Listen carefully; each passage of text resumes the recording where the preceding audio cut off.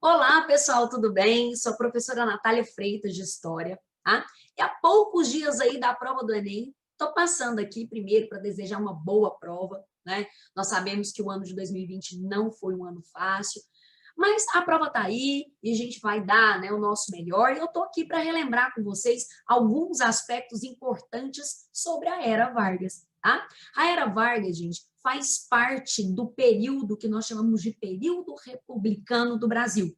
A Era Vargas ela começa em 1930, quando Getúlio Vargas se torna o presidente do Brasil. Ele é do estado do Rio Grande do Sul. Quando ele entra na presidência do Brasil, ele quebra um período que nós chamamos de República Oligárquica, também conhecida como República Velha, né? E ele entra em 30 por eleições diretas? Não, não. Cuidado, viu, gente?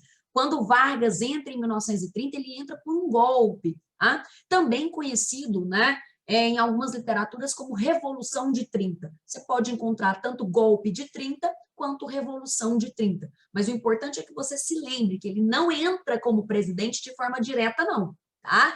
Inclusive, as eleições de 1930, ele chegou a disputar, mas ele perdeu. Tá?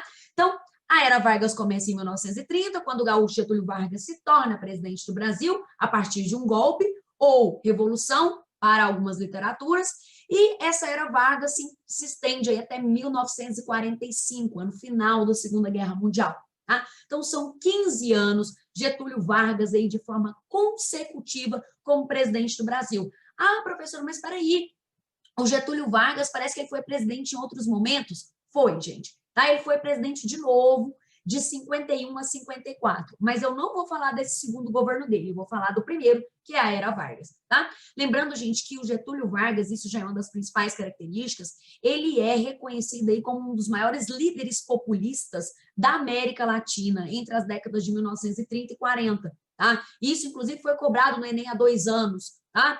A questão do carisma, né, que ele transmitia, daquela coisa de negociar com as classes e, ao mesmo tempo, há uma manipulação das massas. Tá? Então, ele é um líder populista. Tá? E um dos maiores, um dos mais conhecidos entre as décadas de 30 e 40 na América Latina. Claro que não foi o único, né? Há outros líderes populistas importantes, Lázaro Cárdenas no México, né? O Perón na Argentina, o Vargas no Brasil.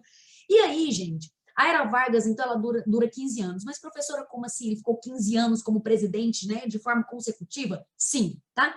E esses 15 anos, eu até separei aqui para vocês, tá? Para se vocês quiserem tirar print, enfim, salvar. Bom, aqui eu coloquei características importantes para você relembrar da Era Vargas. Primeiro ponto, né? Ele é conhecido como pai dos pobres e pai dos trabalhadores. Por quê? Justamente por conta dessa política populista.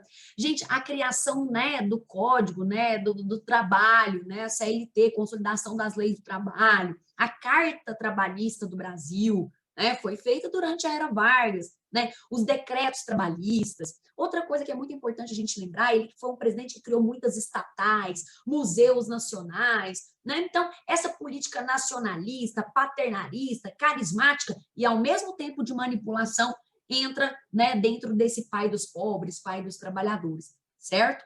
O discurso do governo Vargas era muito voltado para a questão do trabalho, né? Tanto é que ele chegou a regulamentar muitas práticas populares no sentido de conduzi-las à ideia do trabalho. Músicas, né, que falavam da vida mundana foram censuradas para falar do trabalho. A ideia aqui é de que o trabalho dignifica o homem, tá? Outra coisa, né? Ele é um governo populista, isso eu já comentei, e ele foi presidente por 2 vezes. Lembrando que aqui, gente, a gente está lembrando da primeira vez que ele foi presidente, que são esses 15 anos consecutivos aí que a gente chama de Era Vargas, de 30 até 45, tá? Ah, essa primeira vez ele não entra por eleição direta, mas fica atento.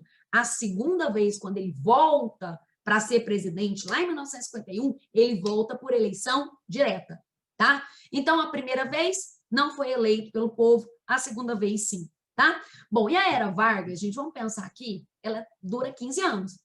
Então, ela é dividida em 3 fases. É importante você entender os principais pontos de cada uma dessas fases. A primeira fase é o governo provisório, né? Que não foi bem um provisório, né, gente? Um provisório aí de 4 anos, o que equivale hoje a um mandato presidencial, né? Então, o provisório 30-34, constitucional 34, 37, em 37 ele articula um golpe e começa a última fase, que é a fase do Estado Novo, inclusive, que eu considero aí mais importante para a gente relembrar, a ditadura do Estado Novo, tá? De 37 até 45. Inclusive, nessa fase aí do Estado Novo, o Brasil vai participar da Segunda Guerra Mundial, Vargas vai enviar soldados, né, para lutar na Segunda Guerra Mundial a partir da FEB, Força Expedicionária Brasileira, tá? A cobra fumando nos uniformes. Bom, mas vamos lá. Da primeira fase, que é o governo provisório, o que a gente tem que lembrar? Que ele está chegando, né? Então, ele já começa a soltar muitos decretos, né? Ele já começa a trazer interventores para os estados, ou seja, ele começa a indicar pessoas que apoiam a figura dele nos estados do Brasil, para tentar diminuir a influência das famílias ligadas ao coronelismo que era contra Vargas. Então, ele já começa a mexer os pauzinhos ali, né?